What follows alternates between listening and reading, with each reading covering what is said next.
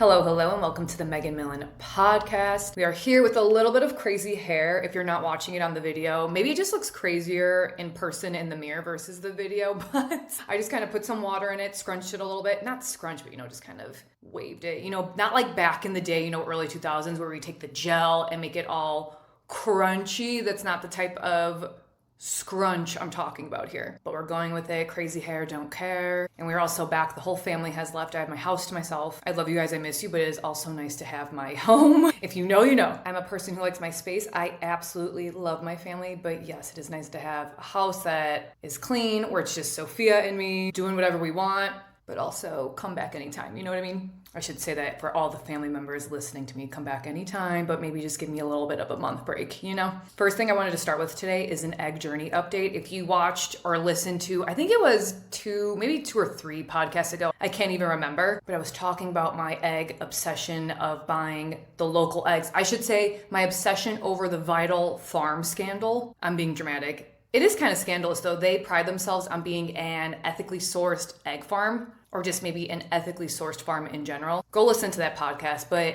in light of what was coming out about the quality of their eggs, I began going on a local egg journey. So I bought 2 different sets of local eggs recently. One was more pale yellow, but one was a darker orange. I shouldn't say a darker orange, but just more orangey than the other local eggs I bought. Definitely more orangey than the grocery store eggs I've been buying. And when I look at intuitively, the pale eggs and the orange eggs from the local farms are both good for me, but the orange eggs are actually better for my optimal health and wellness. When I say the orange eggs, I'm talking about the yolk. And intuitively channeling for the collective, it feels like the darker orange yolk is best for everyone else's optimal health and wellness as well. So if you're also on an egg journey, food for thought. But at the same time, the pale yellow eggs don't feel bad.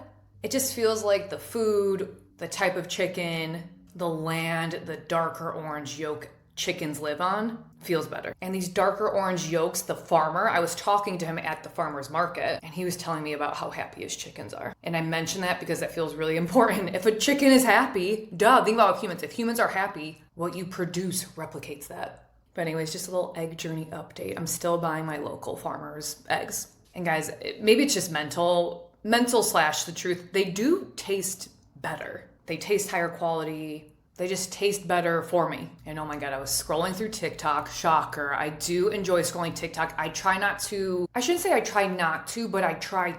limit how much I am consuming on social media. Guys, because if you look into your energetic field, if you look into your thoughts, you can literally see the garbage being deposited from what you are watching on social media into your energetic field, into your brain. And what happens when you do that is then you start making those thoughts, actions, and beliefs your own thing. Even though you may not actually believe it to be true, you just start taking it as your own subconsciously. So that is why I try to limit how much I am consuming. Again, I do energetic clearings to clear my thoughts and beliefs, to rid myself of other people's thoughts, actions, and beliefs, claim back my own. But while I was scrolling TikTok recently, I saw Nick Cannon maybe getting hate. And let me stop there for a second. I'm not a Nick Cannon fan. I don't hate the guy either. I just want to make this clear. I'm not saying yay Nick Cannon, but what caught my eye is people were throwing shade at him because he was talking about how the KKK is actually originated in the Democratic Party. Guys, this is something you can Google. The Democrats created the KKK.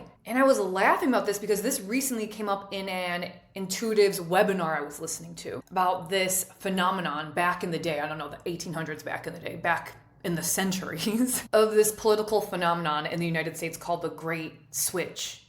And I'm just going to touch on this briefly, but it was essentially where the Republicans' values switched over and became the Democrats, and vice versa. The Democrats' values switched over and became the Republicans. Because back in the day, back in the centuries, the Democrats were actually way more conservative and the Republicans were actually way more liberal. The Republicans wanted to free slavery. Do you remember Abraham Lincoln? He was a Republican. He wanted to free slaves. So anyways, that caught my attention because I initially heard this in an Intuitive's webinar. Again, this is something you can Google. You don't even need trained intuition to look into this. And I saw how Nick Cannon was getting shade over this. I'm like, but Nick Cannon is right. The KKK is a Democratic Party group. And I was also LOLing at this, not really, but this is how the Democrats still think today. They want power, they want control. We can agree that's how Democrats perceive what Republicans want is all the power and control. No, it's actually the Democrats. And guys, these ideas and values trace back to the 1800s. Look up the Great Switch. The Democrats want you to think they're for the people. They're not. They actually want to tighten the reins and get power over you. And guys, I feel like I say this ad nauseum at this point, but it's worth repeating again. I'm just going to rip off the Band-Aid. I'm not even going to try to sugarcoat it. The Democratic Party does not have your best interests at heart. I'm not saying the entire Republican Party does either. Trump has your best interests at heart. The Democrats and a lot of Republicans, I'll throw that in there too. The Democrats do not have your best interests. They want power over you. They want control. They want money. They want to keep you in a fear-based mindset. Because when they have power, control, and you in a fear-based mindset, they can push through their agenda items, things they want to take over in the country, in the world, as dramatic as it sounds, in the world. They are essentially psyoping people, psyoping being mentally manipulating you to think, no, that's not what we think. That's 100% what they think. That's 100% their goal. So again, I'm not sugarcoating it anymore. Those are the Democrats' values: to keep you scared, to keep them in power. Why do they want to keep you scared? Because they have zero good intention for you and your well-being. They have zero well intention for the United States of America. Again, they're not even really trying to hide this anymore. If you watch the State of the Union, they basically don't give a shit about America. Trump was asking them, would you defend the Americans' rights over an immigrants' rights? And none of them stood. I'm paraphrasing that, but go watch the speech for the verbatim question and whether they stood up or not, but they don't have your best interests at heart. And you want to know what else I was reflecting on this week? Level of wants. What do I mean by that? There is a universal law of balance, of opposing forces, that if you want something really bad, the universe has no choice but to not give you that thing in order to get you balanced. Because from source's POV, and I say source, insert God, whatever higher power you believe in. From source's perspective, there is good and bad in everything. There's good in having two hands, there's bad in having two hands. Why am I saying that? Because if you're watching on the camera, I'm like fiddling with my hands in front of it right now. I'm definitely a talker with my hands type of person, if that even made sense. I'm definitely a talk with my hands type of person. There we go. So let me use my own life as an example. There was a time in my life where I was really wanty. When I say wanty, I mean a gremlin-y type of want. This needy for something external to fill the internal void, and that specific external thing for myself was a romantic relationship. I thought, I want a romantic relationship to make me feel good, special, hot, unique, confident, blah, blah, blah, XYZ. And because I wanted that thing so bad, I was attracting no one and nothing, really. We live in an inside-out world. No external thing will solve an internal wound. You create your reality when you're so gremlin-y wanty over it, you're not getting that thing. Period. And why I was really reflecting on this week, because there are some basic tools, and I always give this in my TikTok live. If you are so wanty over the thing, the no-duh first step is to decrease your want. And how do you do that? Is you're putting this thing on a pedestal. Essentially, you have to knock it off. You have to find all of the bad things about the thing you want so bad. Say that 10 times fast, but it's the truth. Anything you are overly wanting, find the negative in it. That's a good first step to decreasing your level of want to begin attracting the thing you desire. Because 9 times out of 10, 99% of the time, it's not the thing you want, it's the feelings you think that thing will give you. In my case, the romantic relationship. I mean, yes, I do desire to be in a romantic relationship. Why I was having this gremlin-y wanting feeling is because I wanted to feel seen. No person is going to see me until I start seeing myself for who I truly am. So I had to start cultivating these feelings of, I see me, I had to get on my soul pool, amongst other things, but I'm just, for the purpose of the podcast, generalizing today. So in addition to seeing me for me, I was finding all of the bad things about a romantic relationship. I wouldn't be able to get to do what I wanted. I had to share a bed with someone, right? Because I'm a cover hog. I couldn't just eat what and when I wanted, right? Because if you are making dinner, you can't just make what you want. You have to consider what the other person wants too. These may sound like little things, but I live alone. So it's kind of like, that would be an adjustment for me. I have to share my closet space. There's literally zero closet space right now in my room. And you'd be surprised at how quickly you could get your want down just by finding these little things alone that would piss you off. And what's funny is even some of these things I wouldn't mind doing. Obviously, I enjoy cooking. I love cooking for other people. Would I love to share my bed with someone? Absolutely. All I'm doing though, when I'm saying, oh, that'd be the worst thing ever if I had to share my bed with someone. That'd be the worst thing ever if I had to cook dinner for him. I'm tricking my brain. I'm tricking my brain to think, this is terrible. Your brain is playing tricks on you at all moments. You might as well trick it back to your own reality, to what you want to perceive to be true. So anyways, I'm going through this process. I'm getting my level of want down. I'm getting it below an 18%. With intuition, I could test percentages. And I'm like, what else is missing? And I was forgetting the basics, the manifestation hack 101. You ultimately have to trust that the thing you desire is already yours, because in the energetic realm, according to your soul plan, that thing is already yours. And I am a person who likes logic. I'm a person who likes physical. I'm a person who likes tangible. That is very hard for me to do. It's not impossible. Let me throw that out there for the millionth podcast. Nothing is impossible. It is all doable. Can it be hard to form that knowing? Yes, to form that knowing that this thing I desire is already mine. And how do you deepen that knowing that the thing you desire is already yours? You prove it to yourself daily. For instance, I've been in a romantic relationship before. What's not to say I'm not in my soul complement relationship right now? And actually, a little bit later in this podcast, I'm going to go over what soul complement means, but you may see in the spiritual world it called a twin flame or soulmate. I'll touch on that in a second. But what's to say, getting back to my original point, create the knowing that the thing you physically desire is already yours right now, even without having the tangible thing in front of you. I should say, quote unquote, the tangible thing in front of you. Because we're missing the physical and tangible signs all the time. And when I say signs, the physical and tangible proof that the things we desire are already ours. So you create that knowing. Well, I know I'm in my soul complement relationship right now because I've been in a romantic relationship before. I know what that feeling of stability or security of having someone you love and care about means and what it feels like and how to embody that. It's like, okay, I'm creating that knowing. No, like, because I've had that before, what's to say I don't have my soul complement relationship right now? Again, you trick your brain. This is brain reprogramming here. Most of our lives, we make decisions based with our brain when we should be making it with our heart. Heart is our true nature self. The optimal coherence is when your brain, heart, and your physiological state, such as your nervous system, are all in balance, tied in with your emotions too. To sum that up, you want to be in a coherent state to live life according to how true nature you would live it. And a lot of times our brain and our heart are out of whack. Our brain's saying this, because it's having all of these memories that aren't even true. I've mentioned this before. We only recollect our memories at a 12% accuracy. However, they are burned into our brain what we perceive the truth to be from 5th grade. So we reprogram these neural pathways to say, no, this is the proof. This is the truth. And literally anchor yourself to that feeling. So here I am proving to myself, no, I am in my soul complement relationship right now. I know I am. I've cultivated these feelings before. I've had this romantic relationship before. I know what those feelings are. I'm feeling those feelings right now. So who's to say I'm not in the soul complement relationship right this second?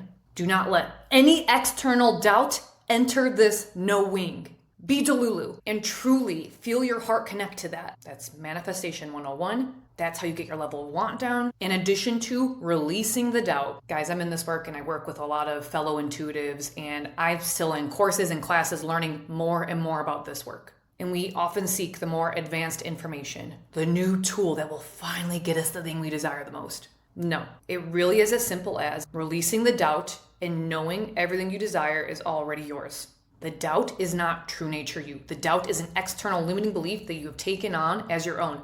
Again, I see this all the time. When I'm scrolling social media, I'm seeing all these other people's doubts and anxiety and whatever being inserted onto me. That doubt, that anxiety, that whatever thing is not my own. If I don't recognize it, if I don't clear it, I can very much make that thing my own. Guys, it is a conscious, everyday decision to unsubscribe from the doubt. I unsubscribe from the doubt. That is not me. Insert any feeling you don't want to claim as your own anymore. I'm not succumbing to my anger. Love your anger. I'm pro loving your anger. At the same time, it is equally so easy to go into a spiral and just be victim, woe is me, and succumb to my anger and think, my life fucking sucks. This sucks, blah, blah, blah, blah. No, it is as simple as making one decision to just stop doing the things you don't want to do anymore. Do you want to keep doubting yourself? Do you want to be so resistant where you are putting up the walls and not letting anyone or anything you desire to track allow to penetrate it and ultimately come to you?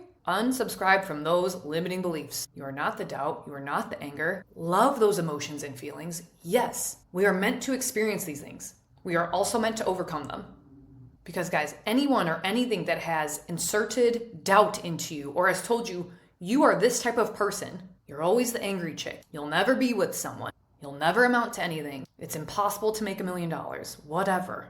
True nature you knows none of that is the truth. True nature you is flicking those thoughts away and saying, hell to the fucking no. I do not acknowledge that. I do not claim that. True nature you has all of the power and knowing that you can do anything, that you can be anything, that you could be anyone. Just stop listening to the cyclical loop on repeat. I literally just said 3 words that mean the same thing, but to hit it home, stop listening to your limiting beliefs.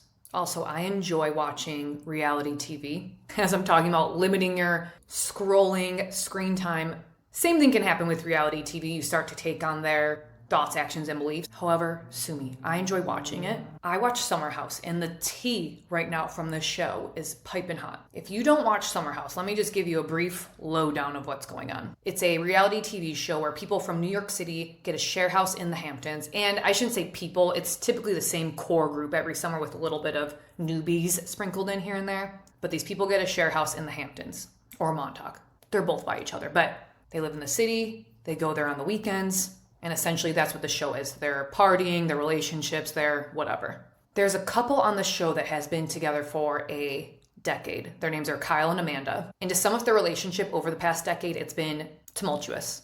A few months ago, they announced their divorce. And then it recently came out that Amanda, from the couple who just divorced, is seeing or has a connection with another cast member who is Kyle's friend, who's also her friend, but who's Kyle's friend. And they made a statement saying that they're seeing each other. They had a roundabout way of announcing it. It literally was the worst PR statement. So with intuition, I can look in and see what's going on. Before I talk about the tea itself, I want to talk about Amanda and Kyle's relationship. Not just their relationship, but relationships in general. I mentioned earlier this concept of soul complements.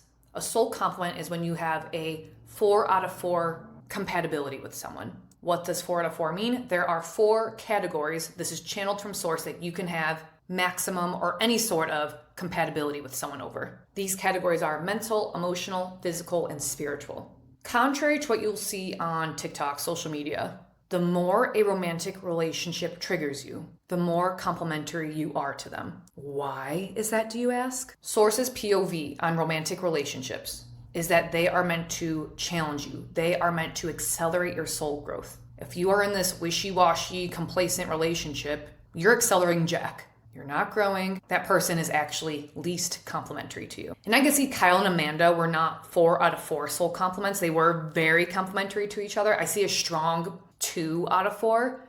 And I say a strong 2 out of 4 because, guys, there are people out there married who are a 1 out of 4. And that's with a 98% or higher being the maximum or soul complement territory of what you would want to be per category. Does that make sense? To be maximum compatibility with someone in a given category, right now it feels like a 98% intuitively that you'd want to be a match for someone with. Let's say I'm using Kyle and Amanda, but they're a strong 2 out of 4, but maybe 2 out of the other 4 categories, maybe one's a 50% compatibility, maybe one's an 81% compatibility, which is still really high. But for the purpose of this, they were very triggering to each other because they are very complementary to each other. Not saying they should have stayed with each other or anything, because there are moments where, yes, while they may be very complementary to you, you've learned all the lessons you've needed to from that situation, so it's time to move on. But if you don't resolve the issues you had within that relationship, you're just going to create those same problems in future relationships. Your romantic relationship will reflect your deepest limiting beliefs that you are most pulled to shift right now, that your higher self is most pulled for you to shift right now. Your higher self is the version of you that has no limiting beliefs about yourself in this lifetime. Think of it as the energetic version of you in soul land. There are different realms of the universe. Earth is in one realm, our higher selves are in another. Without going down that vein, let me stick to soul complements. So I'm saying this because Kyle specifically, not saying Amanda doesn't get hate, but Kyle specifically will get a lot of hate over his reactions to Amanda. I don't hate Kyle. I'm not saying I'm Kyle's biggest fan. Like, he would literally burst out at Amanda saying, F you. And no, like, I obviously don't agree with that. We have human POVs. We have human brains. We know that's fucked up. But while the entire internet is saying, what a toxic relationship, he's so bad for you, because they would typically say that to Amanda, because Kyle's outburst would be so great and loud, and Amanda's complacency seemed smaller. She was so checked out. She wasn't the best wife either. But right, because Kyle's outbursts seem worse in society's POV, he gets more of the hate. So when they announce their divorce, they're saying, like, good job, Amanda, or whatever. They're people, when I say they, I mean social media is ultimately happy for her. However, what you will not see on social media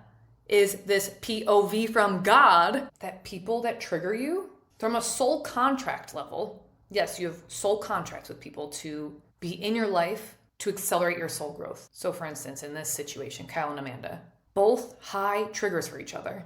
And without this knowledge on how to use these triggers to actually grow and align with true nature you, not saying they didn't work on it or try to resolve it, but ultimately it's leading to divorce. And I can see both of them will just keep creating the situation with other people and or will ultimately just settle with someone where it'll seem happy. And if you're not watching on video, I'm putting that in quotes, happy in quotes, but it'll really just be like a wishy-washy, complacent relationship. The time to leave someone is not when you are in this heightened state of emotions. The time to leave someone is when you are neutral about it, saying, we've done everything we could. And it almost seems like they got to this place, but with intuition, yes, all the lessons they've learned have been learned, but not necessarily 100% shifted. What do I mean by that? People in your life can reflect an X amount of a percentage of a limiting belief to you. We call these reflections. Reflections are essentially how people, situations, circumstances matter, how they respond to you. People respond to you the way they do because of what you hold to be true at that moment.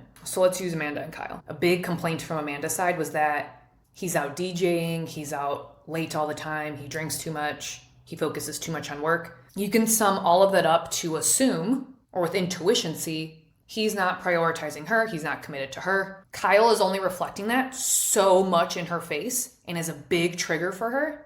He's literally cheated on before. That's the definition of not being committed or prioritizing someone. It's because she has a lack of prioritization and commitment in her own life, and specifically in the vocation area of life, which is openly known on Summer House. She always talks about how, I shouldn't say she always talks about, but it has been mentioned how she's nothing without Loverboy, or she has these desires to open up a swimsuit business or whatever it may be. My point being, they get all of this hate about their marriage. Them being so triggering to each other is actually such a blessing. They or anyone could really utilize that to say, okay, this is annoying AF. I'm going to shift this. I'm going to figure out what limiting belief this person or thing is reflecting back to me, and I'm going to heal it. And I say that with a disclaimer. If you are in a physically abusive relationship, don't stay in that just for the sake of the lesson. Leave it, be safe, then figure out the lesson. But from an intuitive perspective, they're highly complementary to each other. I do see with intuition, it was time for them to part ways and to continue their soul growth and soul lessons through other people, other endeavors. But then what's crazy about Amanda and this other cast member recently having a connection is that's the definition of trying to solve that's the definition of trying to solve an internal wound with an external thing. At this time, the castmate was prioritizing Amanda, seeing her for quote unquote who she really is. He's not. This is just all a soul lesson to throw in her face even more. She's getting so much hate online. She just needed this grand reflection right now to be thrown in her face. You need to give yourself unconditional love no matter what, which includes prioritizing yourself, which includes committing to yourself. When I say committing to yourself, ultimately committing to your soul purpose. Your soul purpose is what you came back on earth to do. It's just been really interesting to see this with intuition and other things I've been intuiting just for funsies. Because with intuition, it doesn't really feel like the relationship. Amanda, the other castmate's name is West. It doesn't really feel like their relationship is that serious, which they more or less alluded to in their weird ass PR statement. They didn't even say that they were exclusive. They just said they had a connection. Like, why would you make a joint PR statement about this? What's crazy though, it doesn't feel like their connection is that serious. Not to be TMI or too like in the weeds with it, but it doesn't even really feel like they've been that intimate with each other. When I look at it intuitively, like something feels off about it. Maybe flirty and kissy and things like that, but it doesn't really give full-blown affair. I'm curious to see what comes out in social media or at the reunion. But yeah, their whole situation just doesn't even feel that serious. However, she attracted this type of situation to throw in her face even more.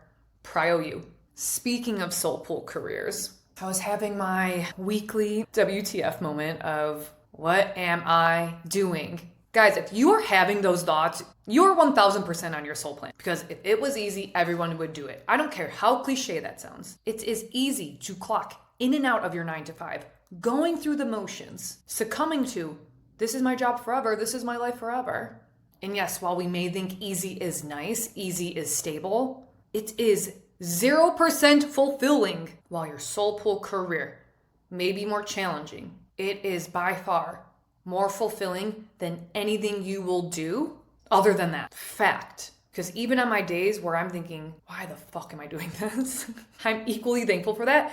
It means I'm challenging myself. Guys, we are happiest when we overcome challenges and obstacles. I am not my happiest doing my same today click, click, click at my day job. So just keep that in mind. If you're not challenging yourself, why? Why are you not? Where can you challenge yourself? Where can you step out of your comfort zone? There's no happiness without a challenge. And also on the other side, because of the universal law of opposing forces, if you are going through it right now, the universe has no other option but to give you something so fulfilling on the other side of it. There's good and bad in everything. If you are so in the trenches right now, if you are deep in a hole of why, of what am I doing, to give you peace of mind, good is coming your way. And what the human brain or POV would perceive as good. And I say that because it is very easy in the spiritual world to get very lost in, this is God's point of view, or source's POV, or true nature me would really do this. My intuition, I feel like I should just use my intuition for this. And it's like, can we pause for a second?